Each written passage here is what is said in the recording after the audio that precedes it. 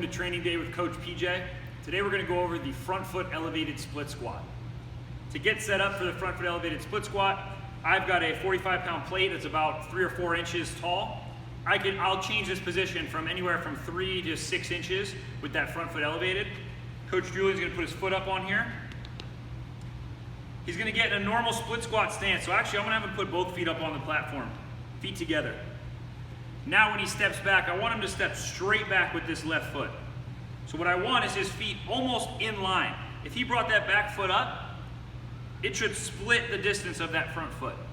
So he's almost in line. He's going to stay slightly hinged forward at the hips here. So he's got a nice neutral torso position. And then this front foot, he's going to turn that front toe slightly out. So about 5 degrees out. So turn it out just a little bit right there. Now he's going to go ahead and lower down into that position, lowering his back knee, and he's going to lean forward onto that front leg, and he's going to drive up and back and lock that front knee out. Do that again, nice and slow all the way through. Down, drive up and back. Good.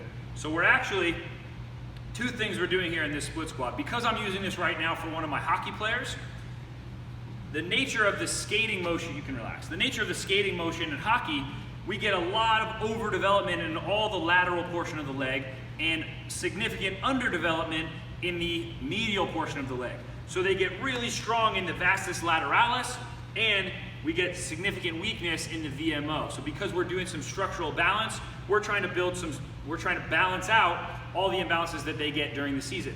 So I have him turning his toe slightly out, and then driving forward into the front leg, and then driving up and back. So he's getting that full knee extension, and with that toe slightly out, he's not going to get into the position he naturally wants to be in, which is the toe slightly in, where he can use all of his stronger dominant muscles.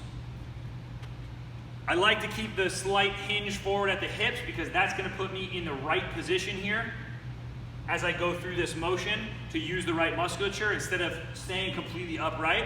So to know if you're doing this one right, when you get down in this split squat position, you should be able to go right into a squat without changing torso position at all. So if I stayed way back and upright, I'm using way more of this back leg, and if I try to get in my squat, I'm going to fall backwards. So he's driving down and forward, and then he's going to push back, so we can really isolate that front leg, and we can develop all the medial side of his quad, his VMO, so that we can balance out the imbalances he's gotten from playing hockey for so long. So that's the front foot elevated split squat, and that's why I'm using it right now with some of my hockey athletes, and this is Training Day with Coach PJ.